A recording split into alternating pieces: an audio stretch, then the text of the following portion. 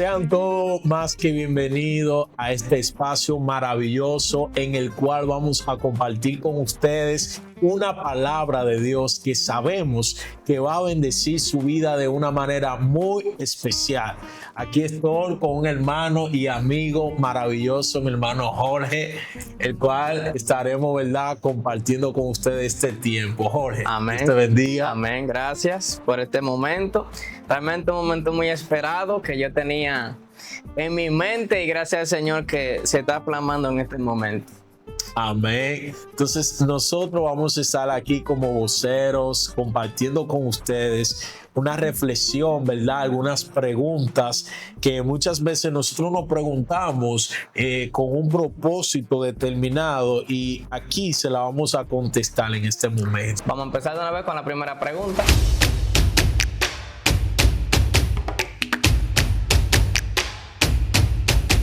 Bueno, yo sé que hay muchas personas que pasan por experiencias en su vida de manera espiritual que son sobrenatural.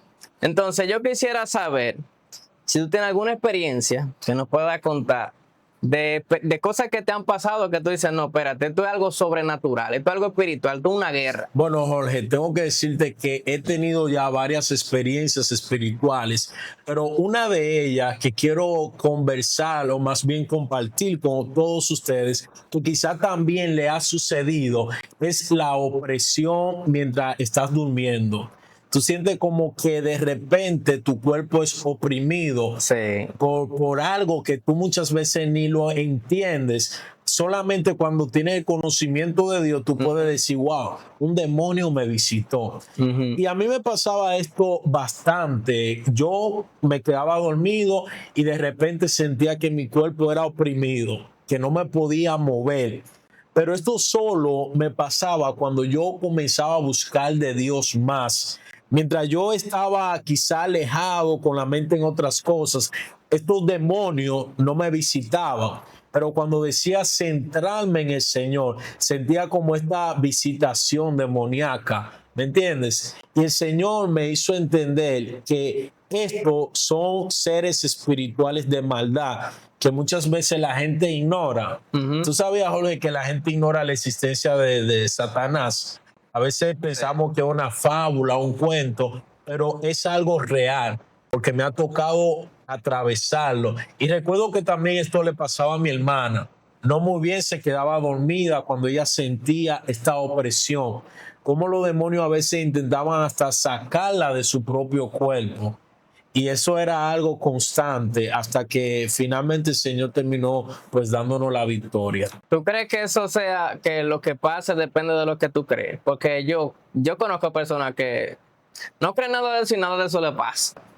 Bueno, realmente todo depende del nivel de importancia que nosotros le demos a las cosas.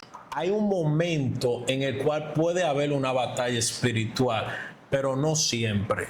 Ya cuando una persona vive constantemente en una guerra, yo creo que ya eso es un problema el cual debe de buscar ayuda. Sí, yo creo que en un momento determinado tú puedes sentir una guerra espiritual, tú puedes sentir como que un demonio que te va a atacar en un sueño, pero sí sé que Dios te da la victoria por encima de eso, porque a veces hay personas que le dan más lugar al enemigo que al mismo Dios.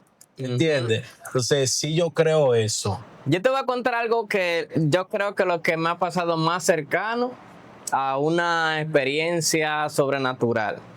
Y fue cuando un día yo no pude dormir, no sentía nada encima, sino como que alrededor de mi casa estaba pasando algo extraño, como que mi mente estaba muy alerta a cualquier cosa que pase. Y psicológicamente, cuando uno está así como con un poquito de miedo, psicológicamente la mente se prepara para cualquier cosa, como para reaccionar.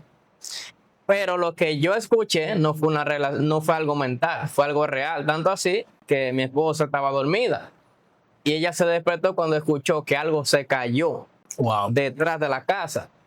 En ese momento los dos salimos corriendo a ver qué fue lo que se cayó y los perros estaban que no se callaban durante toda la noche.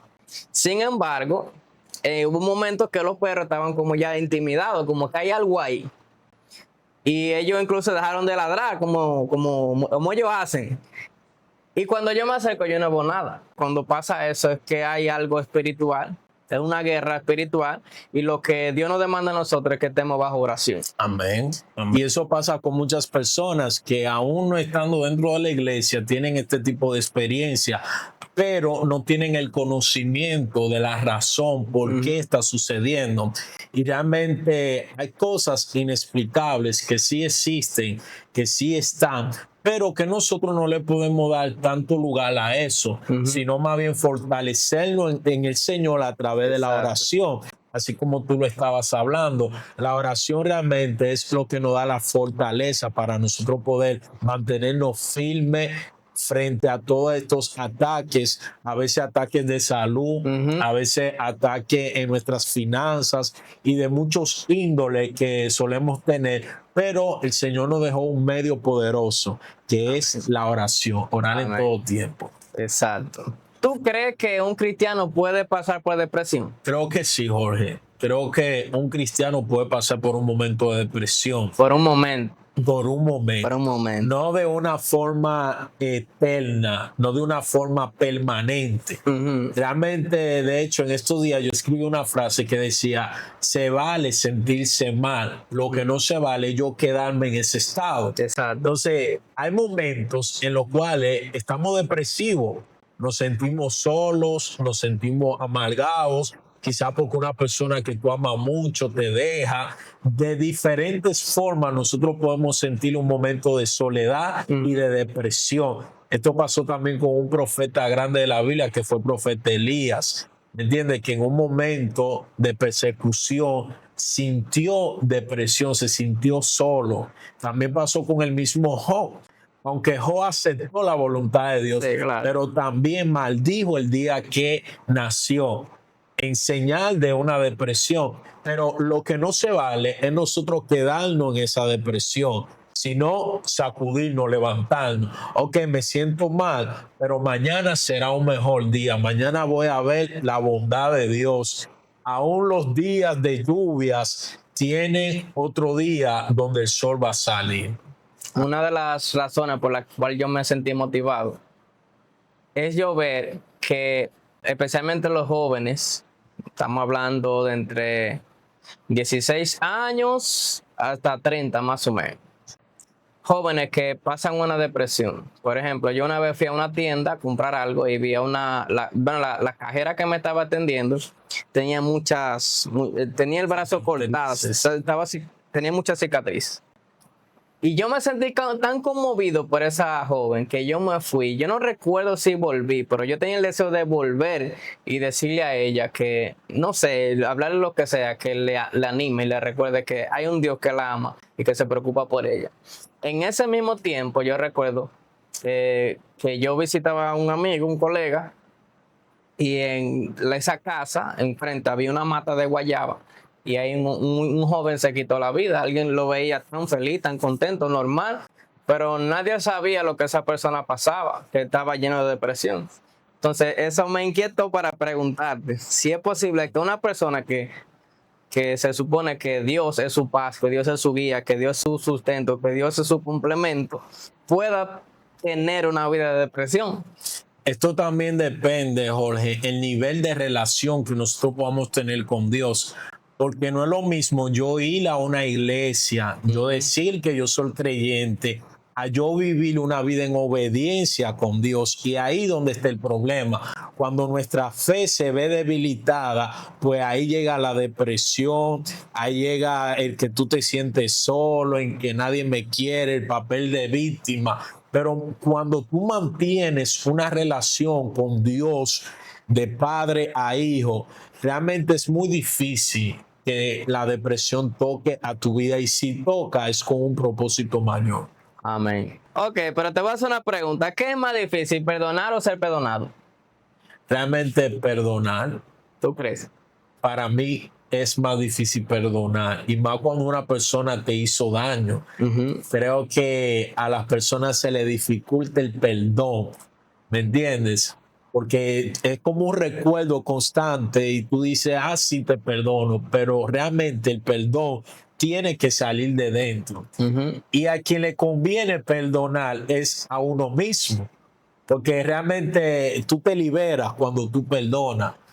Mas, sin embargo, la persona que quizás te hizo daño vive su vida normal, pero tú te encarcelas a ti mismo cuando tú no perdonas. Amén. Bueno, en mi opinión, estoy de acuerdo contigo, pero también depende mucho de la debilidad de la persona y también de la situación. No es lo mismo que tú me ofendas y que yo te perdone. A otras personas que han sido violadas, que viven una vida de rechazo, aceptar que alguien te pidió perdón es poco creíble. Entonces, para esa persona se le hace muy difícil perdonar. Es como un 50 y 50, se podría decir. Exacto, exactamente. Pero Dios nos manda a perdonar a todos realmente, independientemente de...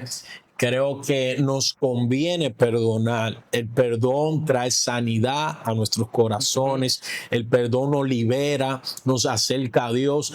Aunque la otra persona no lo merezca, pero tú sí, tú mereces vivir una vida en sanidad interior, que es lo que Dios vino a traer a través de su Hijo Jesucristo al mundo. Pero yo te quiero hacer una pregunta personal.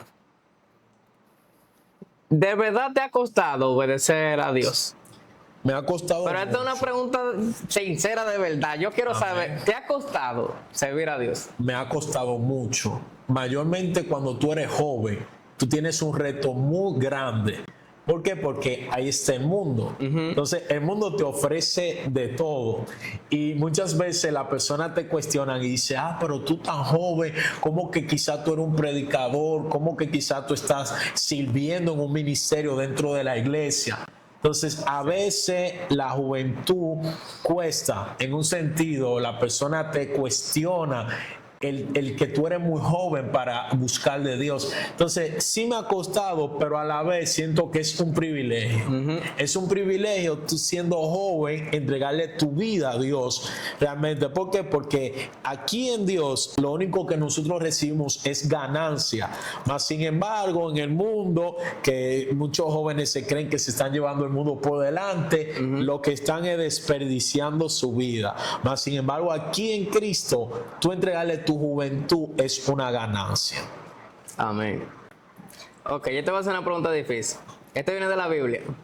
Hay un versículo en 1 de Juan 2:15 que dice: no amen al mundo ni las cosas que están en el mundo.